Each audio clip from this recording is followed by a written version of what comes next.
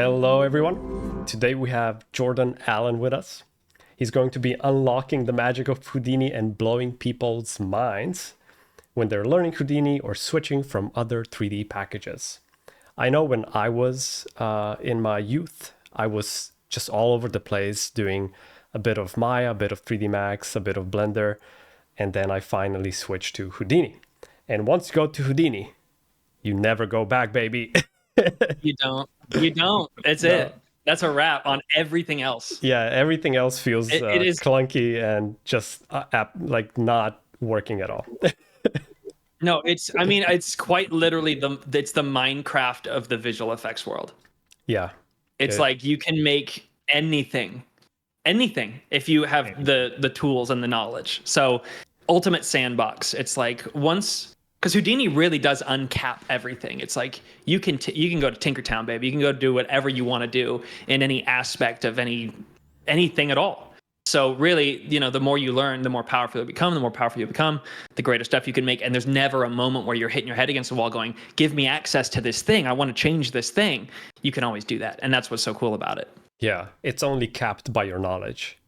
And exactly. That's what we are all about here at DoubleJump, is like double jumping your knowledge to a greater height, and I guess we're all learning together all the time. So it's like, that's why I keep saying, like, honestly, like as long as we're all sharing knowledge, everybody's a winner in the end, right?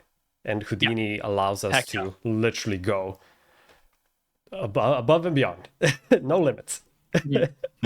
But, I'm still shocked. I just wish I started earlier, man. Honestly, like, yeah, me too. Gosh, those kids who are getting in at like 16, 17, I'm like, y'all are gonna be killers. It's gonna be amazing. Yeah, I know a few kids like people in their 20s, and they're already killing it. Like, and it's also because of all the available knowledge right now online, right? Because when we started, let's say 10 years ago, it was quite sparse. There wasn't as much, so we had to grind and like really dig. But now there's quite a lot, so like the overall quality level is just super high, which is great. It's incredible. The sharing of knowledge is incredible. And like, shout out also, as you guys will find, the Houdini help pages. Good Lord. Those guys put in work, man. They got friggin' videos and photos and all sorts of breakdowns. It's really special. Yeah. Well, Jordan, it's an honor having you here. I thought it's an honor being here, really. Yeah. I thought we would do a quick start to this by asking you, how did you get here? If you had 5 minutes to explain your journey, what would it be? I wonder that every single day. I don't know. I mean, really, I started in visual effects when I was in high school. I think that's kind of the typical vibe for most of us, like you typically find that you're interested in film. For me, I just wanted to make stuff, and no one wanted to do the editing or the visual effects part. They left me by myself on that one. So just begrudgingly, I got into it, and then I started to find the superpower that existed inside of it, and like continue to pour resource into it. Honestly, just for fun and a side piece, because I went to Chapman University for 1 year to focus on editing in particular. And then very quickly I decided to drop out, which was a big decision for me and my family, because I'm a zero generation immigrant, and my brother had dropped out as well, being a musician, and it was big in the family to be like, come on, we need a college graduate in here. Just one. Give me one. Just one, please give us something to be proud of. So yeah, I bailed. I pulled the ripcord there, and the reason I did it was because I had a laundry list of things I wanted to learn that I had to wait until the summer to do so, because they weren't teaching it in the courses that I was able to take when I could get into a class. And yeah, that laundry list just kept growing, but the online tutorials were my window into the things that I truly wanted to learn. And that was such a wild dichotomy to me.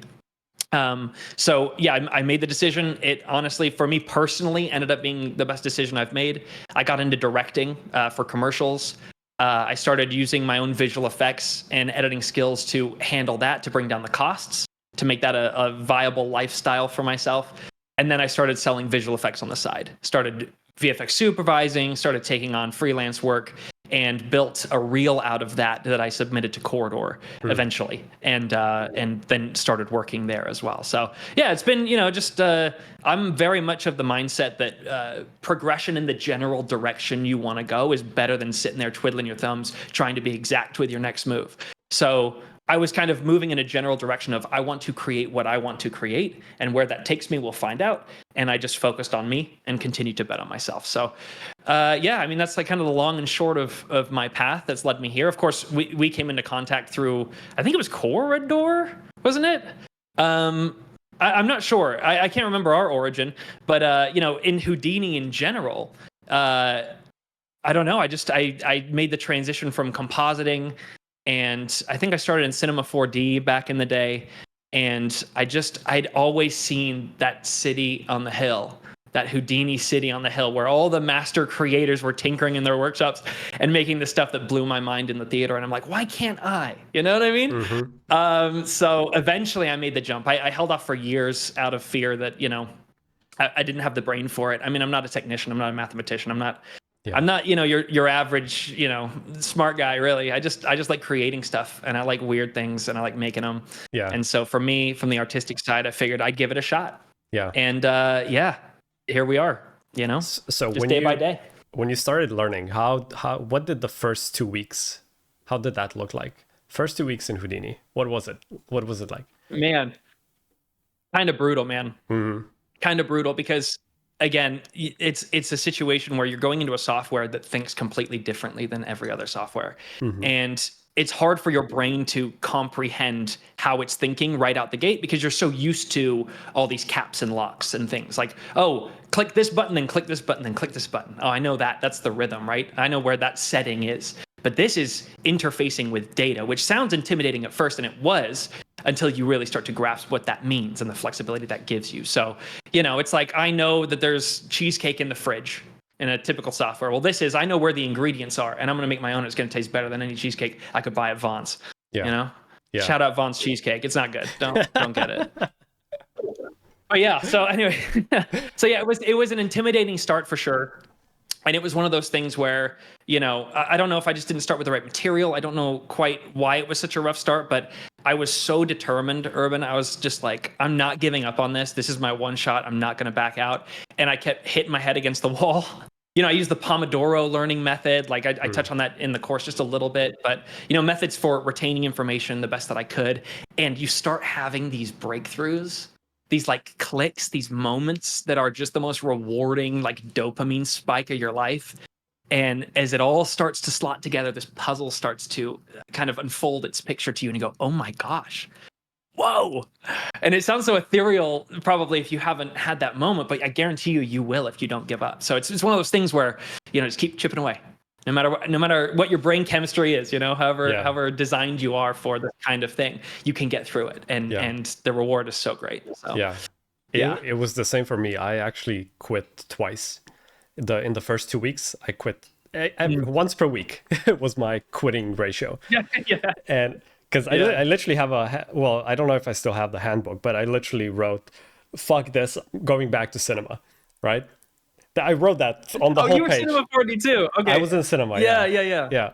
And heck yeah. But I was like, no, because I was feeling it. Something was, it was just, I saw all the studios were using Houdini. I saw the potential, and every time I went to cinema and I was using Turbulence FD or something, I was like, this, I can never get to here, but I know with Houdini I can. Yeah.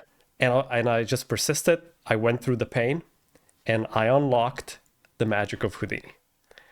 So look, dude, the pain is necessary. You're never gonna have any journey that's worthwhile without a little pain. Yeah. Imagine watching a movie where only good things happen. Yeah. It'd be the worst movie of all time. You need to have those moments. Dude, 100%. In order for the ascension to feel so good. So, relish them. I'm just trying to enjoy the journey. That's my whole mantra, Yeah. If you enjoy the journey, it'll never stop. Yeah. So yeah, Houdini is a software where it'll literally never stop. It's like if Elden Ring just never stopped. It just keeps going. And it's just incredible the whole time. Yeah. Yeah. So anyway. It's like with everything, like you said, everything good in life has some aspect of pain. I like to compare it to going to the gym, right? You literally are destroying your muscles, but they're getting bigger and better and stronger. But it hurts, but it's a good type of pain. And then after a while, it hurts a bit less. You get into a good shape. You feel a lot better about yourself. And it's like learning a software, especially Houdini, is a bit like that. Yeah. And if you can remember that in the low moment, it makes it so much easier. It's almost like, you know, I went on a 12-mile hike. I didn't know I was going on this hike, by the way. I just was going to hang out with a friend. This is the worst idea of my life. But ended up going on a 12-mile hike with a pack. If you guys haven't done that, it's brutal uphill. It's horrible. So we did that entire experience. And then, you know, I wanted to die the entire time. And then we went to In-N-Out afterwards. And brother, when I tell you, In-N-Out is a burger place out here in California. It's incredible. But when I tell you it's hands down, I think it was $20. It is the greatest culinary experience of my life. I'm not exaggerating. I freaking wolfed that. It's the great, and I've eaten at Michelin restaurants. But keep it. I want a post 12-mile hike In-N-Out. That's what I want. It's that contrast, and that's right? what you get in Houdini. You get that, dude. Yes. When you get those clicks, it's like, oh, it's the best feeling in the world. So that's what keeps me going. I mean, I'm just still so hungry for it. You know, I love that feeling. Yeah. Makes sense. Well, if you're up for it, I think you have a quick presentation for us. You're going to explain about the course a bit, and then afterwards we can have a Q&A and talk about some more other stuff. Heck yeah, let's talk about the workshop for a bit. Yeah. I mean, the workshop itself is like, you know, obviously we're splitting it into 3 parts because this thing is like, you know, when I was putting this course together, I was trying to do it from the perspective of myself when I was getting into it. I came from Cinema 4D, regardless wherever you're coming from. It's like making the transition to thinking how Houdini thinks was the hardest part. And that's what I'm trying to bridge. I'm not trying to solve all the problems in the world in one course. It's impossible because you can just learn forever in this thing. That's the beauty of it. What I'm trying to do is give you what I call the first day of school tour of Houdini. And it's already, I mean, the first third is 26 hours, so it's already longer than a school day. So maybe it's the first week of school tour. I don't know what it's turning into, but you know, the idea is I want to take you into the software. I want to get you comfortable navigating this tool set because an artist is only as good as his ability to utilize the tools at his disposal. So it's like getting used to the interface, getting used to how this operation works, how attributes operate too, and important terms and things that I didn't learn until later on that I'm like, man, I really wish I knew that earlier on because that would have helped so much. So I'm front loading all that information, and that could be used as something that you go back to later on to remind yourself. I just want to give it to you up front, so when you see it later, it's not a big surprise, and you know it doesn't derail you in that way. And then we go into topics of modeling. Again, just not going super deep into all of these topics because you can get so consumed in any one of them. I want to introduce you to all of these elements so you can find what brings you the most joy. That's the goal. Like find the thing that sparks the joy in you. And then once this course is complete and you've tasted all these different things, you can decide what delights you the most and go on down that path and just uncover all sorts of incredible things, you know? So, you know, we're looking at modeling, we're looking at how to work with the animation curves. We're looking at, we start with building procedurally. Proceduralism is something you'll hear a lot in Houdini, and it's the idea that everything upstream affects everything downstream. So when you're making, for those of you in Cinema 4D or I guess destructive programs, maybe is every other program destructive? I don't know. But you have moments in your workflow where you commit to a decision and there's no going back. You're done. You're locked in, and it's brutal if you didn't save earlier. Houdini doesn't operate that way. Everything trickles down from the top, and everything can be changed at any time. But it also means that different systems can be designed to change something upstream, and everything downstream will change. And I'll show you a little bit in the project what I'm talking about with that, but proceduralism is a big concept that we go into. And then we start talking about simulation in general. Now, simulation is really the bread and butter of Houdini, but one thing you'll come to find is that you have chosen the greatest ship to board when it comes to development teams. Houdini's development team is unmatched, y'all. It's like they are so dedicated to pushing what is possible and making tools and nodes and things that we can use on our end just right out the gate to just do so many incredible things. So we go into topics of simulation. We start with particle simulation. And just really the concept of simulation in general, what it is, why it operates the way that it does, trying to understand these concepts and really wrestle with the underlying truths of what drive them, right? As opposed to just, let's make this, you know, it's more like, why are we doing this? why is this changing this, you know? Because these projects, I tried to make some fun projects for us as we go, but the projects are never the point. The point is the concepts we're utilizing. And I want you guys all the way through the entire thing to be wrestling with how you might utilize it in your own work and how you might branch out and use it in other ways. But we start with particles, and that will kind of wrap out our first third of this entire course. And then we go into rigid body dynamics. We go into flip fluids. We go into volumes like smoke and pyro and stuff like that. And then we go into kin effects. That's character rigging, like understanding bone structures and how that works in Houdini. We, of course, look at Solaris, you know, the rendering side of this stuff, lighting, materials, all that stuff too. And crowd simulation. That's one of my absolute favorites. And we take a deep dive into vellum, which is soft body. That's grains like sand, and you know, inflating the body or whatever you would use it for. Really, of course. It's all those soft body dynamics. I mean, vellum is a treasure trove of just making super weird stuff, which I'm all about. But maybe you'll make cool stuff too. Maybe you're a cool guy or a cool girl. But yeah, I mean, that's the idea of this course in a nutshell: is take you through that surface level introduction to these concepts, so you have the tools you need to keep going in the one that makes you the happiest. Right, and I'll go ahead and screen share here if I can. Let's go. Screen share. There we go. Screens, and I'll go live here so you guys can see my stuff. Sweet. But this is an example of one of the projects. You know, one of the things that we do is we procedurally make a shed, which we'll look at here. This shed is simple when it comes to modeling, right? I mean, it's all hard edge things. It's nothing too complex, but it's the idea of proceduralism. Whereas you would normally make this one time and be like, okay, well, that's done. And if a client comes through and says, no, it's not wide enough, it's not tall enough, it doesn't have enough beams, you're completely screwed. You kind of have to just go in and gut this thing and make it make work. But what you can do in Houdini is proceduralism, where everything upstream affects everything downstream. And with simple sliders that you can build in a custom controller, you can dial in how many beams it has, you know, how many roof beams there are up there, how many roof panels there are. Mm-hmm. You know, how many back and side panels. Like, you have full customizability because everything upstream, as you guys can see, is trickling down into the next stage of this thing, right? Starting with the base, and then adding in the planks, adding in the support beams, and piece by piece, you know, everything is filtering through, as you can see, into the next stage. So when we do change something upstream, it changes everything downstream, and you get a final result that, if I undo this, and we throw on our background here, we can see, you know, allows us to build things one for one in true world scale, but maintain that flexibility. So yeah, procedural modeling in a nutshell, we do look at that. And then we look at some soft body modeling concepts, you know, building this little ghost who's just freaking adorable.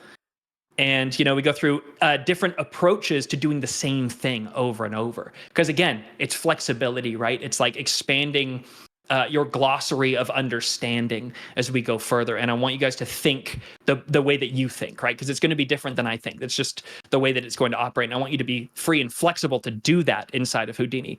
There are no wrong answers. You know, there's just explorations that end in a dead end, and that's okay too, because you learn every single step of the way. So, you know, building the eyes, building the mouth with different approaches, you know, Booleaning the bottom, right? Cutting geometry with different approaches, you know, point vops and wrangles and sine waves and all these different ways that we want to do the same thing. And then, of course, creating UVs, the concept of UVs, all that good stuff. We explore animation, right? Understanding, you know, the actual animation curves inside of Houdini and how to operate with those to get the kind of smooth or jagged animations that you want. We look at chop networks, which are animation channels that allow us to drive animations in really cool ways. And then, of course, when we start getting into the simulation side, you know, we're creating simulation structures here. Like this, you can't really see too well, but, you know, like a rain structure or a snow structure where we're creating particles, and those particles are landing on the ground and creating additional splash particles that shrink over time, like a lot of dynamic control from top to bottom inside of a simulation, right? Mm-hmm. Like we can see these splashes taking effect and whatnot. And how we handle that data, you know, and how we optimize that data. And then, of course, we take that all the way through to the stage context, which is Solaris inside of Houdini. Very, very forward-thinking approach to rendering, because it's all USD based. Which, if you guys know what that is, that's very much the future of data inside of 3D. And Houdini, I believe, is the only software that has like a custom space for handling those assets. So this is where we do all of our final rendering to create the final image, right? Our lighting, our material work, our camera work, adding the motion blur, all the stuff that we need to create that final image that we're happy with. And then we even go into compositing just a little bit inside of the image context. How you handle the different render passes that we send out and use them to drive some interesting results for the final composite.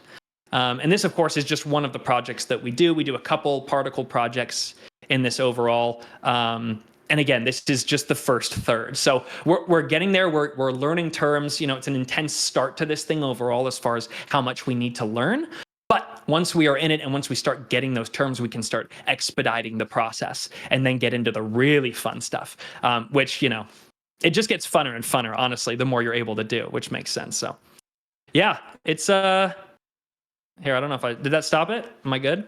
Yeah, you're good. Yeah, heck yeah. So yeah, it's just a really fun process and it just builds on itself. And, you guys will start to feel so high on life. It's going to be great. I'm so excited.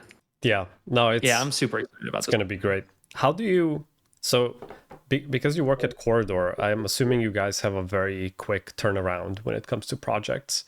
Mm-hmm. I know you just did a video about that where you had 5 minutes, 5 hours, or like 5 days to do the same thing. Yeah. Yeah. That's right. So, yeah. So how did Houdini enable you to work on such quick turnarounds when it comes to, projects like that? Well, this, it's actually an interesting point that you raised there, because Houdini notoriously isn't really like a speed software. Yeah, it's very slow. At least not in my experience. Mm-hmm. Yeah, but gosh darn it, dude, I am determined to use it for everything. Yeah. I'm building workflows for myself that expedite on the back end. Like the process in Houdini, right? If you're working in Blender, for example, so many amazing community tools and assets that you can bring in, full scenes that are already textured and lit and whatnot. You can get great results very quickly, right? It's awesome, but you don't have that flexibility. To me, the flexibility is worth the time and the effort. And what I can do is I can build custom nodes or systems that I can use again in the future, that allow me full access to change whatever I want. Because I'm a little bit of a perfectionist. I'm really trying to curb that in me a little bit, especially with the timelines that we're dealing with, like you said. But I've built, workflows and systems for turning things around as fast as possible. Like we did a render challenge for a safety video for the workspace. And I think I had it was 37 shots total. I think it ran for like a minute and a half of animation or something like that. And I had a week to do it. And, if you look at my Solaris node tree, all the different shots are branched off from all the other ones. So I have flexibility, like this full design system specifically for this one video, that if I ever need to go back in the future, I can diagnose and change and tweak, and I never lose myself. Like if you use After Effects and you're pre-comping yourself to death to where you lose track of where anything starts or where it ends, it's awful. And so when you go back to an old software, you're completely lost. And you're like, I'm just going to start over. With Houdini, it's not that way. And so that's why I love it. Any old project, I can go back in and remind myself step by step how I created something and then use it again for another project, right?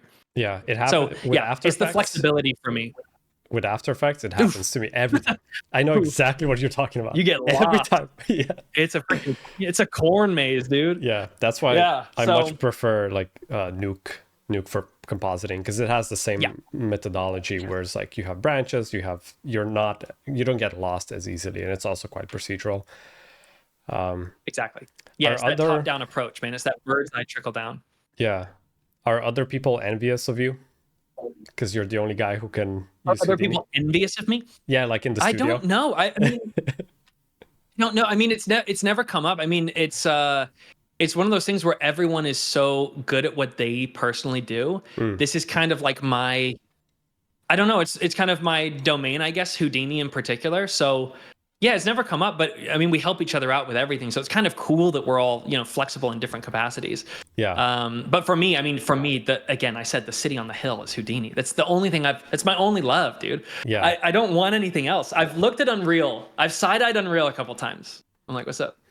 But no, Houdini's for me. I'm so pot committed to this thing. Yeah, And again, like I said, the dev teams, they're pouring resource into so many different departments, like modeling and compositing now, and they're really dedicated to expanding this thing. I think it's probably the fastest growing software, is my guess. Blender Guru did a video that I saw literally last night that got me so hyped on 6,000 artists were interviewed on their favorite softwares or how happy they are with the development teams or how much they'd recommend a software and whatnot. And Houdini led almost every single category.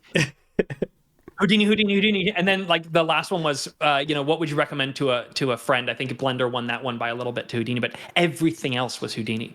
And yeah, it's like getting in sooner than later is always a good move, in my opinion. Yeah, I think you said that you wish you would have started Houdini sooner. I wish the same. When my brain was still young and fresh, dude, that when I was still absorbing everything like a sponge, I wish I was there. Like Houdini 5, that's when I wish I would start it.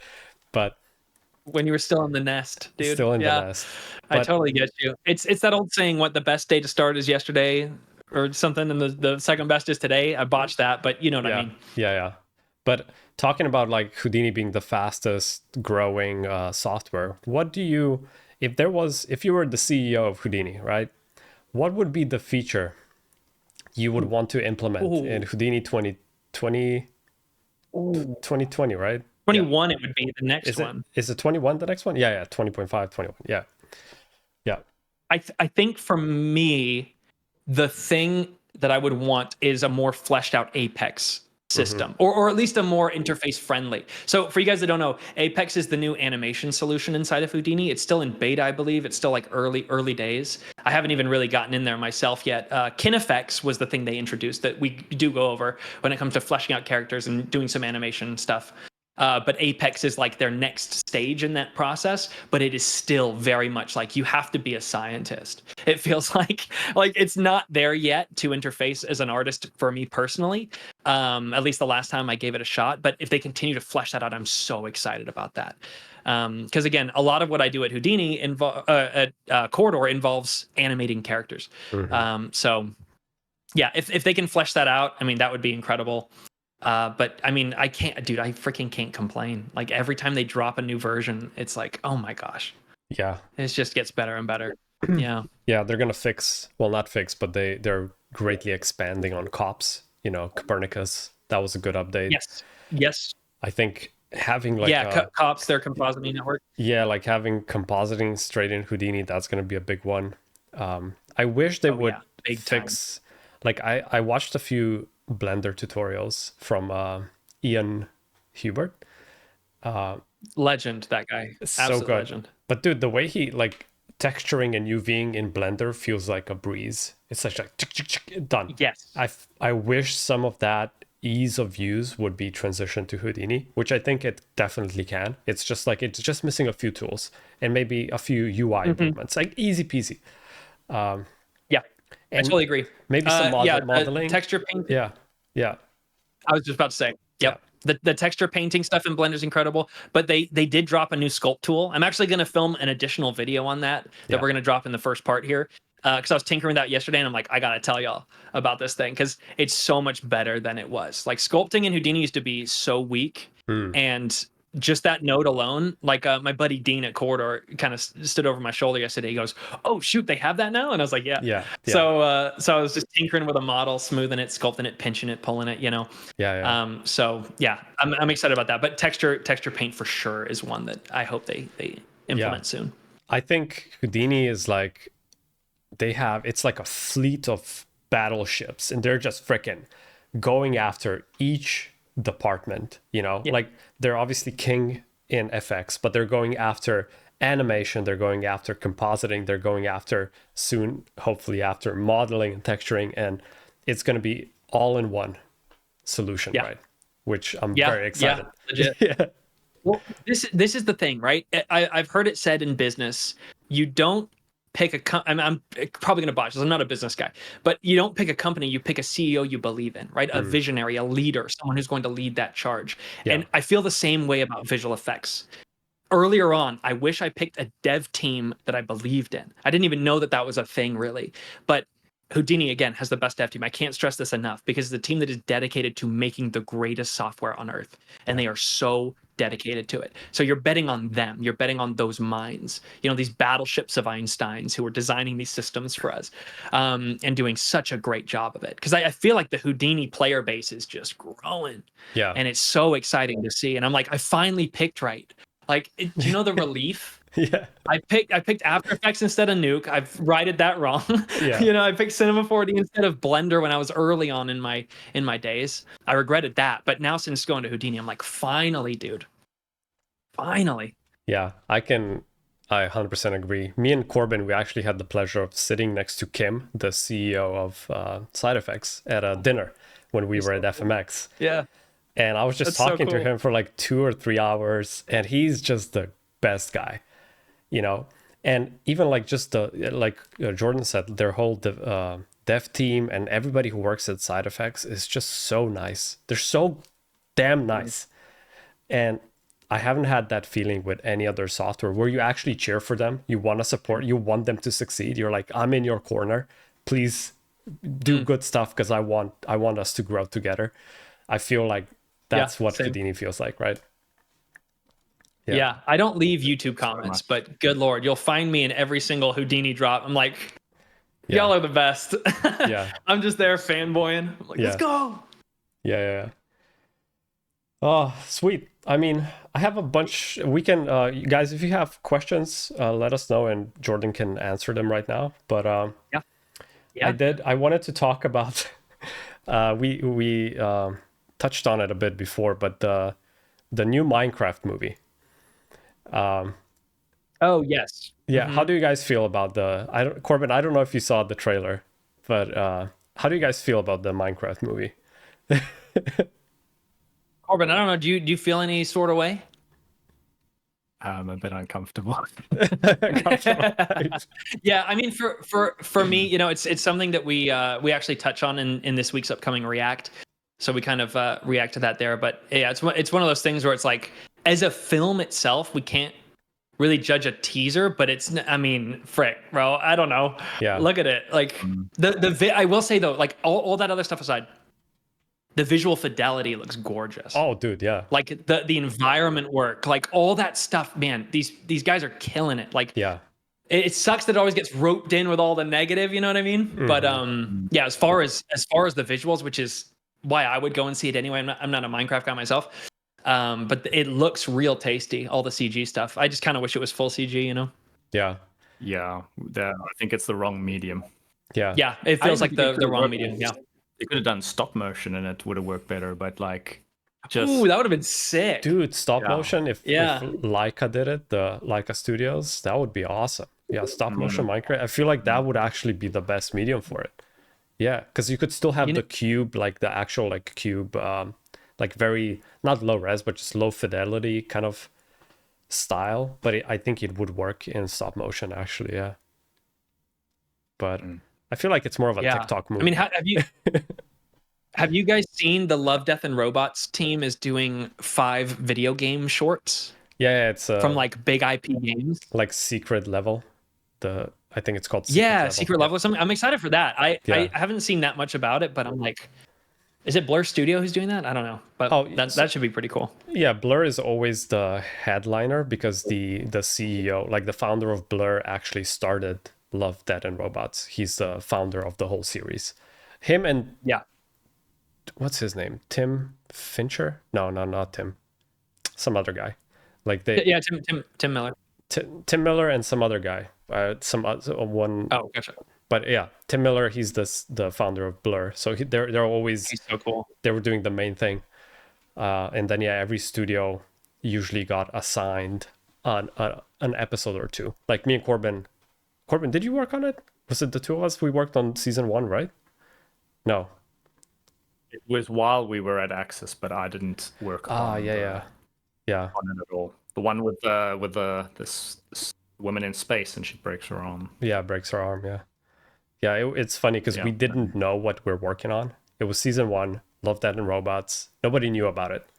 You know, it wasn't announced or anything, and nobody told us what we're even doing. They're like, yeah, we're doing this short film episode. We're like, oh, that's cool.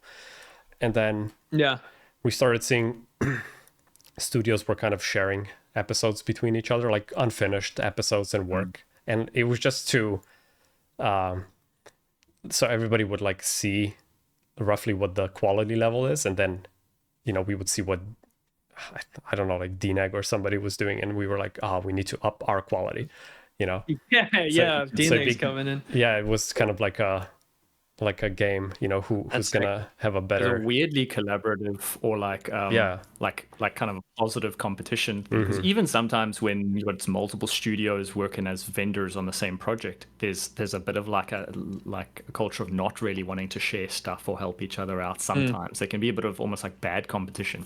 And then this, which was a bunch of separate shorts, weirdly had more of like a positive vibe. It was kind of strange. It was awesome. It's good. And then when it came out, it was like a big thing, and I was like, oh my god, that's so cool. And then actually watching it on Netflix, that was like a very nice feeling. I have to say. Yeah, that's awesome. Yeah, very cool. Cool. So Jordan, what are you currently the most excited about in like the industry that you're working in? To be totally honest with you, I honestly think the thing that brings me the most joy week in and week out are the young creators that are coming up. I see it constantly. Like I see stuff that blows my mind. Like Clint's challenge reveals so many incredible young artists, and they're just getting younger and younger and just better and better. And I'm like, man, where are we headed? I just, you know, because it's this idea of comparison. Right, with Instagram and all the stuff that you see, and I've touched on this a little bit on the channel in a video called "Learning How to Learn," where, you know, the desire to compare is so strong. Where you're like, I'm not doing that. I used to go to AAA movies and watch the visual effects and go, why can't I do that? I'm literally sitting here comparing myself to a team of thousands of the best artists in the world. Like, what are we doing? And I've completely pivoted my mentality to being like, oh, look, this is an example of what can be achieved with enough work. And so when I see these incredible artists coming out and this incredible art dropping and these things that people are making from scratch, it scratches that itch in me that's like, oh man, okay, let's get back in there and keep exploring. So yeah, that's the fuel for me, is seeing what people are making. And again, they're just getting younger, man. It's so cool. Yeah, they are. And yeah, like Clint's challenge specifically, Jesus, like the quality is so good. Like it's hard to believe it comes from a single person, because it feels like a whole team was behind it, you know. Like it's insane. Yeah. It's someone just said in the chat, Godzilla -1, it's like $15 million for that film. And you go, wow, okay. Come on, dude. Yeah. We're just getting closer and closer. Yeah. I think so. Godzilla, I think it was a good movie as well. Like some of the effects were a bit janky in some areas, but they felt good. You know, like I always say this, I think it's about the feeling you get when you're looking at something, and it's the same for visual effects. Like, how do you feel when an explosion happens? Sometimes the explosion doesn't have to have a billion voxels, and it doesn't have to look realistic. It doesn't have to have the highest fidelity possible. It's all about how does it make me feel. And I think a lot of that is coming from, because I love watching anime, and I feel like Godzilla -1 had a lot of that anime feeling, you know, because it was a Japanese movie, right? And they're very, that it's in their culture. I feel like how everything felt was had the right kind of you felt power. Big time. Had a good flavor to it. And I feel like anime, like you don't always have to have the best render, the best everything. It just has to feel right. So I think that's what we learned with Godzilla -1. Yeah, definitely. Heck yeah. Okay, I think that's it. Should we Yeah, I'm down to answer some questions. I got to get run into corridor in about 17 minutes, give or take. How far away Weird range there, but how far away are you? It's like a 30-minute drive for me. Oh, so you're gonna be late. Yeah, it's like a 35-minute drive, something like that. It's not too bad. Not too bad. But yeah, it's every day of the week. So going from freelance to that took a bit of like mental transition. Well, let's give You guys look so cozy in your rooms, dude. I'm so jealous. Look at Corbin's bed is right there, dude. I want to freaking lie down. Yeah. This is just temporary because we just moved, so it's heck yeah. Yeah. Well, congrats on the move. Thanks. Okay, let's do last 5 minutes questions. If we didn't answer anything, now is the chance. Throw those questions down.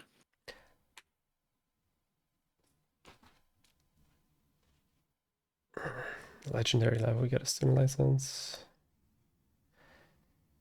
Will it be possible to open those files with either an indie or full version? No, so once you're on a student license, if you cannot open it with, you can have an FX license, but it will always be, that's going to be locked to the educational, which is the non-commercial license. You can upgrade it once, I think, through side effects. They're going to give you an option to upgrade if you really want to, but yeah, it's going to be locked. Will the rendering part also cover AOVs and how to work with them? Jordan? Yes. Yeah, we will talk about AOVs. It's very easy to go overboard with AOVs if you're working by yourself. We do talk about some of them and the ones that I like to personally use.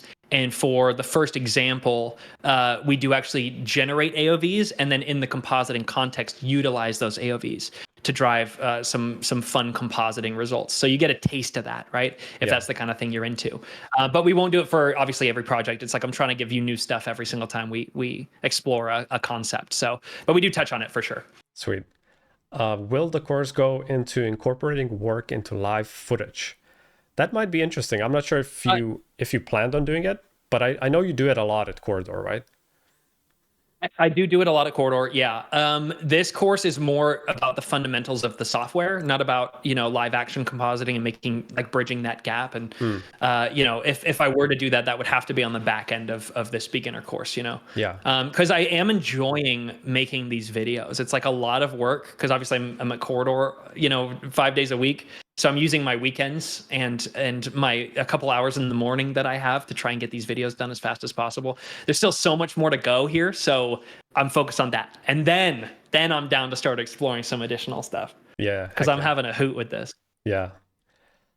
Teaching in the course, are you going to be teaching us VOPs or VEX? Oh, we'll look at both. Yeah. It's one of those things where it depends how your mind operates, right? Because there's VEX code inside of Wrangles. For those of you who don't know, it's basically a way to interface via VEX code with Houdini. You tell it exactly what you want to do. And then there's VOPs, which is like a visual way of writing code, right, with individual nodes. So we look at both approaches, and you can kind of pick how your brain likes to operate. I use both in different contexts, but over the course of the project, we'll dabble for sure. Yeah, sweet. If looking to continue learning afterwards, with the purpose of trying to get an industry position, where should a student focus? So I think, this Jordan's workshop is going to be such a good primer. It's like the foundation of everything. You're going to be able to start building your house, metaphorically. But then on DoubleJump, we have then specific workshops that are more advanced that will take you to the next level, like film effects, which is Corbin's workshop, which is specifically designed to show you how those film effects were done. So if you want to get an industry position, I definitely take Corbin's workshop later.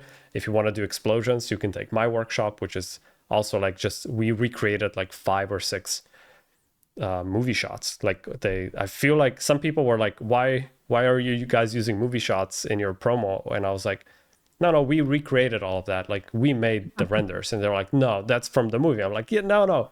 We made it. So then I had to start incorporating breakdowns to actually prove that we actually did. It tricked me too. Yeah. Yeah. But yeah, that's how Jordan's workshop. That's why I think this is such an important workshop for every artist. I really wish there was something like this when I was learning.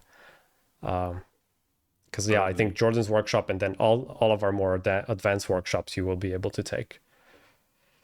Yeah. And for my course in particular, again, it's that primer. And so you really only get out of it what you put into it. And so as we're exploring these concepts, it's highly encouraged to explore the areas around them, right? If something doesn't fully click, like keep going down that rabbit hole. Don't just move on to the next video and try to push through. Like really take your time and marinate. It's not a race, right? We're not trying to race to the finish of this thing. We're trying to understand it. So yeah, allow your brain to marinate as long as it has to, you know.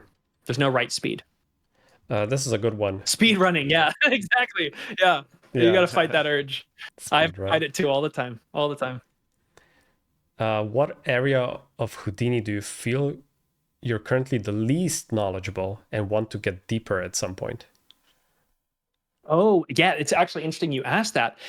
I would probably say, ironically enough, Urban being a friend of mine, would be explosions, would be working with volumes, because what I use, this is what's interesting about this. What I use is a third-party plugin called Axiom. I'm very comfortable with that. The Pyro solver inside of Houdini is obviously what we're going to explore in this course, because that is native to Houdini, and it's only fair that we use the tools inside of Houdini, and it is very powerful as well. So, you know, that's one of those areas where, you know, I've been dusting off the old brain when it comes to, and I'm still, you know, and we all are still very much students of this thing. And so as a generalist, there's areas, where I'm weaker and stronger, and explosions is one of those things where I really want to go back to the well and like continue to explore that so I can utilize it at Corridor. But it's on my list of things to do, my never ending list of things to do. Yeah, that's why I specialized. Yeah.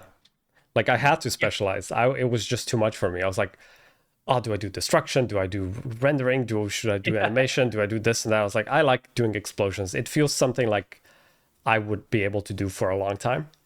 And I was like, I'll just, because I need to narrow my focus. Otherwise, sure, you can be a generalist, which is completely nothing wrong with that. A lot of people want to be a generalist, but I felt like I could be, I just like exploding stuff. So it felt You've gotten very good at it. Yeah, it's very easy. It comes very easy to me. I love that. I want that. But yeah, it's like, you know, I chose the generalist route. I'm working at Corridor. So for me, it's like I just need to know what I need to know to get the thing I created, you know, in front of everyone as soon as possible. So yeah, it's like it depends where you want to put your points, you know. And that's exactly why we're going to explore all the major branches, I call them, of Houdini, because I want you to taste a little bit of everything and understand how everything works and operates, so then you can take that next step. Yeah, that's super important. Let's see if there's anything else.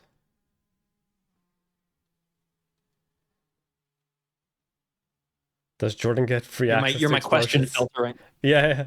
So Alex was asking if Jordan gets a free access. Yes, everybody who's an instructor with DoubleJump pretty much gets all access workshops to all workshops. Let's go. Yeah, I'm so excited for that one, and I'm so excited for Corbin's. Like, good lord.